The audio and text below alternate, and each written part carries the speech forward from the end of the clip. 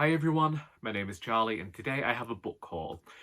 So this past weekend Waterstones was offering double points for books purchased, and so I decided that I would acquire a few. The first book that I got is Saving Agnes by Rachel Cusk, and this came from having this feeling of missing a writer's prose.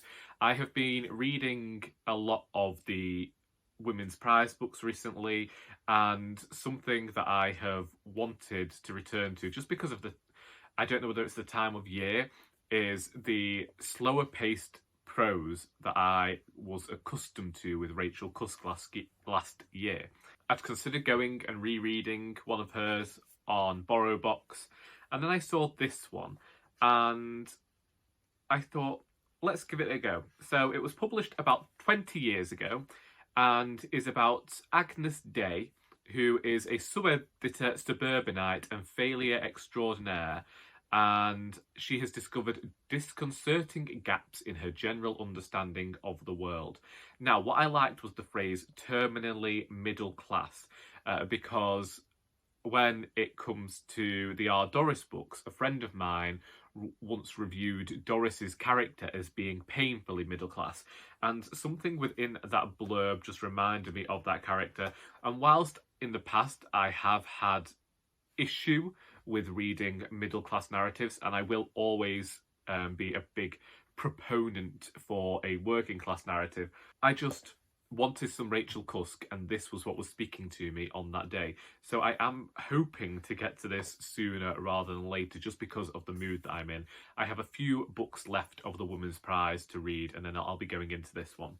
Then we have A Good Year by Polis Loizou.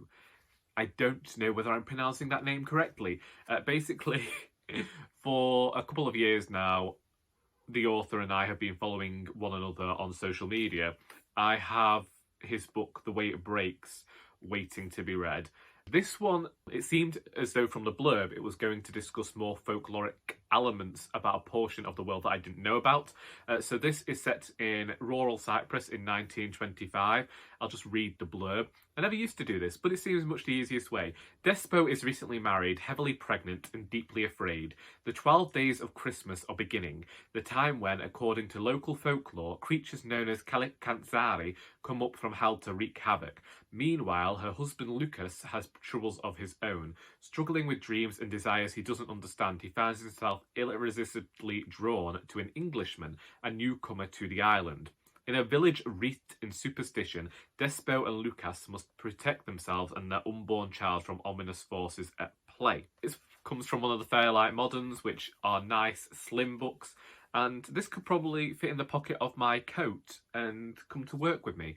Although, am I going to be wearing a coat in the next few weeks? It'll definitely fit in the glove box, and I still have a old-fashioned magazine stand in the footwell of my car that I've been keeping quite a few books in recently. So it could even go there and just come to work with me and sit in my car, and we can have a read whilst we're sat in the car park waiting to start. It seems as though it'll suit my taste, doesn't it, really? Bit of folklore. Then we have The Magician by Colm Toibin. This is a book that I have to read for the BookTube Prize, though it has been on my radar for a while. This is an author I have previously read. This one here is about Thomas Mann, an author of books that I have forgotten, but I do know that my friend lent me one of his books many years ago, and I still haven't read it. Indeed, I don't know whether I gave it back unread. I downloaded the audiobook of this through Borrow Box, and decided that it would be much better for me to read the physical edition when it comes to having to judge it for the BookTube Prize.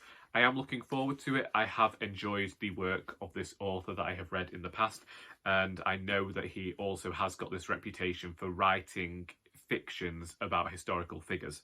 Then we have Elena Knows by Claudia Piñeiro, translated by Francis Riddle. I know that this has just been shortlisted for the Man Booker International Prize. However, I have considered acquiring this book since Jen Campbell first mentioned it, I believe, back in January. And it was only recently that I chose to go to this one because I heard that there is mention of disability within the text, and there is something of a murder mystery. So this woman called Rita has been found hanging in the belfry of her church, and the investigation has been closed, but her mother refuses to accept this version of events that the police are putting out there, so she decides that she is going to investigate for herself. It says here that it's only over... the book is told over a single day, which is something I'm seeing a lot recently. I believe that the prose style is somewhat interesting in terms of how the author discusses certain moments within this character's life. And this next book is the one that set everything off, and that is Companion Piece by Ali Smith. So I believe that this is in some way associated with the seasonal quartet. Indeed, the cover is quite similar. And I didn't know that this book was going to exist until someone shared a picture on Instagram, and then went on to Waterstones, and they've done that thing where they reduce a book. And I thought, well, this was the book that's... the whole reason I was on the website that day was for this book. I have enjoyed the majority of the seasonal quartet. That is a book series that I believe does bear rereading.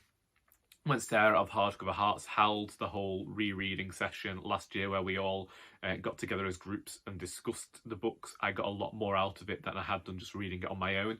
And I do intend to go back and read Summer again and see how I get on with it upon a second reread. Companion Piece, no idea what this is about. Really don't. I have absolutely no idea at all, but I have, again, enjoyed the author's previous work and just wanted to get this one. And them's the books. It does seem like a lot of the time with those books that I didn't really know the blurbs, which is often the case nowadays, in that I'll read the blurb and it'll interest me, or it'll be an author who interests me, similar to... well, 4 of the books were authors that interested me, and this book here was purchased simply because of the way it's been talked about on BookTube. But oftentimes I will nowadays wait for the more popular books to come into the charity shop before buying them, and these are books that I don't ever really get in the charity shop. I know that 4 of them are recently published, but this one here, as long as I've worked in the charity shop, and that has been nearly 14 years, we have never had a Rachel Cusk come in. So I had no choice but to buy that one new. I'm usually bringing more books into my house every single week because I will acquire them at work. It's one of the dangerous things about working at a charity shop. But I don't show them on here simply because people would recognise that I have a problem with acquiring books then. And sometimes when I do get them from the charity shop, I'll reach a point where I'm just like, do you know what? I'm not as interested as I was when I first saw that, and just take it back. But with these ones, I definitely feel like I'm going to enjoy them all, which we hope for with every book we purchase, don't we, really? Anyway, them's the books. If you've read any of them and would recommend I go to a certain one first above others, then do let me know in the comments. I hope that you have enjoyed this video, because until next time, that is all